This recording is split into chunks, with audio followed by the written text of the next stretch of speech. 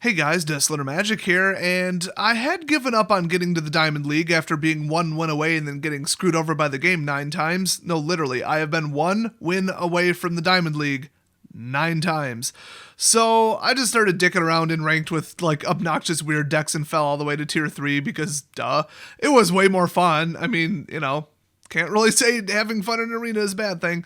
But then I thought, you know what, I really should just go for it. So I'm going to build something that I know wins. And what I know wins, and usually I wait for like after a rotation where something cycles out, what I know wins is duck and cover. And everybody, I mean, seriously, like 7 people, which is apparently everybody, in my comment section said build a duck and cover deck. So I did it, and it's not Archangel, it's duck and cover. So let's go to edit deck. All right, here we go. This deck is 100% awful. It is pure evil. Do not bring it to F&M unless they deserve it.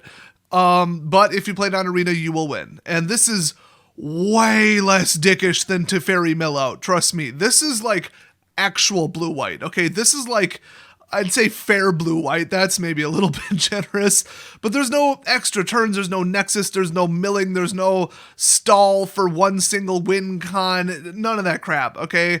But I am going to steal your stuff.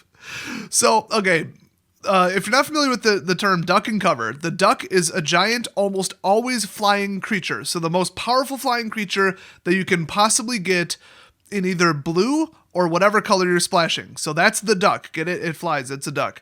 Then you've got the cover, which is trying not to get the duck blown up or trying to prevent the duck from being blown up. And then everything else is just shut down your opponent. And that's also part of the cover because you don't want them to bring out something that would get in the way of the duck. And then it's just all in. So other people have called it, let me think, what is it, stall and steamroll? Not quite. That's an RTS term anyway. I've heard people call this, the Ender's Game deck, because if you saw, well, the book or the movie, what he did for the strategy, classic duck and cover. So we've got Dive Down, which is total cover. I mean, this will protect your duck in combat. And hexproof, it can't be targeted, it costs 1. It's basically a counter spell for 1.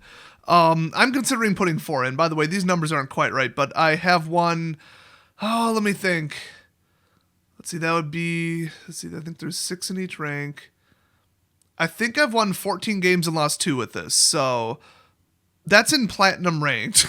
So this deck wins. And I had some questionable mulligan decisions, it's a new deck. Then we got Opt because it's blue and I like to shrink it because that's how you get to your duck. It's a duck fetcher. Then we got Search for Azcanta, duck fetcher, obviously. And additional draw late game if you really need to shut down your opponent. Then Resplendent Angel, duck number 1 because you're going to get out a ton of lands. I mean, there's, I think, like 24 in here. So yeah, you're going to get to 6 and you can kill them with this and kind of swarm them. And, I mean, it's 3. It's easier to cover with a counter spell or with a dive down. Because you cast it with 4, boom, dive down. You can cover it. And then we got Sinister Sabotage because, it's the best counterspell in Standard right now, at least for 3. Then we got Wizard's Retort. It could be cancel. It doesn't matter. I mean, this deck runs 0 Wizards. Just like, it's technically a better spell. You can put in one of these and one cancel if you want to mess with people's heads. Then we got Conclave Tribunal, Universal Exile. It'll get rid of Planeswalkers, gets rid of anything. Ixalan's Binding gets rid of anything and they can't cast another one. Cleansing Nova because, if they're swarming, you're going to get to 5 pretty quick. And if you're sick of targeting stuff, either creatures or non-creatures 1 by 1, this will do it. My record is blowing up. I think it was 8 enchantments and artifacts with 1 cast of this. And they were just sitting there with a bunch of creatures with no auras on them anymore. It was devastating. It was unbelievable. Then we have Lyra, the duck of the deck. Yeah, she's expensive, but she's the best flyer in the game right now by far for a reasonable price. There might be better ones in black, but I went with white because, well, I mean, come on. Resplendent, Conclave, Ixalan, and Nova. Duh. So yeah, she just wins. It's just, she's amazing. And she happens to boost Resplendent and her tokens. Yeah. Then we've got 1 Teferi because why not? Now, you actually shouldn't run 2. I actually have 2. I opened another one. But you shouldn't run 2 because a 5-cost Planeswalker is too much like, oops, I spent all my mana. Unless you had 8 mana, you don't have a Sinister Sabotage queued up. So, yeah, it's card draw and yeah, it's dickish, but the deck really mathematically only needs 1. And even then, it doesn't really need 1. And if you don't have one, throw in Karn. I actually had Karn in the original build of this deck, but I just thought it's actually 2 Planeswalker heavy. I need to go very direct. It's duck and cover, not duck and cover plus. And Planeswalkers eat up mana, and they just don't cover. They don't do it. And a 6-card Jace would be wonderful, but he's 6. I mean, you're going to open yourself up to a board wipe or something. Then we got Entrancing Melody. So the only thing better than removing one of your opponent's biggest threats is stealing it and keeping it. So this is a backup win condition while also being a win con, while also being supported by the fact that there is, let's just check, 23 lands in the deck. So 7 plains, 8 islands, then we got Glacial Fortress, Meandering. I'm actually going to change this right now because I'm going to, oops, there we go. Going to post this in the description. There should be exactly 2 Evolving Wilds, not 4, because 1, you need them to come in untapped, and 2, you actually don't want to thin out your deck later. I mean, you've got enough Scry and Pseudo Scry to do it. So this looks like it wouldn't win to some people, but it is devastating. In fact, I'll throw some gameplay up. Why not? It's going to be really boring. It's just going to be a complete control-a-thon, and these games are really slow. But this wins, and I'm going to get to Diamond with it. So, I guess I'll throw the gameplay up right now. This is a really simple short video so far, so I'll just throw it up at the end of here. So, gameplay! Okay, and here we go. That is a terrible opening hand. Absolutely awful. It would be funny, but the problem is I don't have any white, and I'd have to draw into it. So, mulligan, that's pretty bad. I mean, that search for Azcanta is going to help. Opt would have been nice too, but whatever. The Evolving's going to get the white, so that's cool. Lyra, we don't need another one of those. All right, so, yep, go get the white. And we did get a Conclave Tribunal. That's huge. And it looks like, well, first of all, they're going first because, duh. I don't know if you saw my last video, but there's Ixalan's Binding. I mean, those were some killer top decks. And I've already got the mana for both of them. So this is some kind of, like, land ramp weird Explorer deck. Kind of odd. You don't really see people run Skittering a lot, especially with the volume of Explorer, but whatever. So I drop it, and I'm being patient here. Oh, by the way, this isn't a pure Explorer deck. This is actually like a weird modded version of one of the most popular decks in the world, and I just embarrass it, honestly. So Entrancing Melody, what a wonderful removal card. Yeah, go. I've got this at double speed, and this guy was still playing slow as hell. There we go. Boom! Stole the 3/1. So that is going to block and kill anything. So right now, with that one card, after I did nothing basically for 3 turns, he's completely shut down. If he swings, he's going to have a damage output per turn of 1. So then he goes with Stitchers, which is kind of nice. That's how I know that he's running like a Graveyard Interaction deck. And then I forgot what that card even is. It's when this creature dies, flip it, and then you bring something back from the graveyard. Boom! I just absolutely exiled it. Falls off, goes to the graveyard. It doesn't technically die. So, once again, he's just sitting there. Now, could I have brought out Lyra and just been like, oh yeah, I have first strike, I'm gonna win, rawr. No, this isn't an aggressive deck. This is a shutdown deck. Look how many cards he has in hand. So I declined the second counterspell because I don't need to sit on a counterspell. I need to win.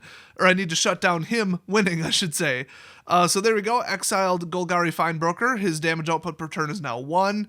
Now he's got a Death Touch Flying Killer. In other words, he has reach. Ouch. But then I'm like, oh, well, Lyra will kill it. But I can see his 1 card in hand. I already know what it is, and it's not a removal spell. So I graveyard that, and then finally, I believe now I bring out Lyra. Nope, I skipped the turn. I'm going to sit on the counterspell because I don't want my 1 Lyra to die. So he does something, and there you go. It brings that out, and now I know what his final card is. So now he absolutely would have to top deck a removal spell, which it seems like is not terrifically likely. The problem is I don't have any cover for Lyra. So my backup win con is Resplendent. I wanted either a land or a better, like a dive down, so that's why I declined the Resplendent. It seems not wise, but you're not going to try to out-creature them, you're going to try to out-control them. So I do keep that to thin out my deck now because I have enough lands, and plus it gets me 1 land, and then I'm right at Resplendent mana. So watch this. Lyra, he, I guess, forgot that it is first strike or didn't care. Boom, trigger. Just like that.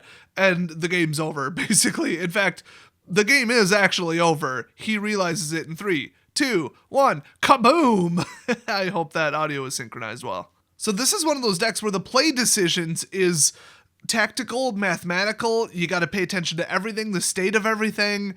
It's a very technically kind of difficult deck to run. I mean, I've seen worse, but if you make a mistake, you will lose with this. So that's why I wanted to throw some gameplay up. So hopefully this makes sense to you guys. If you want, go build it because Honestly, if you're like, oh, but this is the type of deck that's ruining Magic and ruining Arena, is that my fault? I'm trying to win here. Mark Rosewater is the one who's at fault. And R&D, card design, all of Wizards of the Coast, it's their fault for letting this much card draw, this much scry and surveil, and all that into blue and white, and this much control. And we still have 2 sets to be released. Or 3, actually. Well, I don't even remember. It's a lot. What they need to do is stop putting, like, draw cards that draw without drawing a card. In other words, Jumpstart.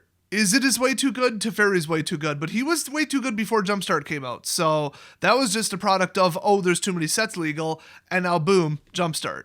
They either need to print less control spells, put a hard limit of 16 control spells per deck and then classify them, which would be a nightmare, or don't let players draw so many damn cards. Or just admit your mistake and ban something, and retroactively fix it. Something needs to be done, but in the meantime, like I said, nothing beats this deck. I mean, even Red Rush, this just crushes it. Really spell-heavy burn, that's a little rough, but Izzet Drakes, are you kidding me? Like, it's not even a contest. I'm just gonna exile your Drake, steal it, or, like, kill it with Lyra. Or board wipe or anything. Now, if this had a sideboard, it would have probably graveyard clearing, and, oh boy, probably like a shift between more exile and less counterspells, or more counterspells and less exile, just for balance. Honestly, I'd probably throw Negate in there in case they run a lot of spell-heavy stuff or a lot of removal. It's just 1 mana cheaper, that's just easier to protect your Angel with. And I would probably put in Enhanced Surveillance to recycle my own graveyard so that if somebody's trying to mill me out, I'll win. Other than that, this deck has an answer to everything, and it's going to draw like a quarter to half of your deck every single game. So every card you put in there, you're pretty much going to see if you put 2 or more in there. So this is a very Swiss Army deck, and it's very like sideboard light with a high effectiveness. Oh, and by the way, against Red Rush, you can put in the 2-cost 2/2 First Striker. That thing is devastating. Or Gleaming Barrier. Oh my gosh. A 0/4, and if they finally manage to blow it up with anything other than that exiling red spell, you get a treasure, and they are going to pay for it. So have fun rooting the game, rooting Arena, and rooting the entire standard meta with this deck. Thanks for requesting it, everyone, and I'll see you guys next video.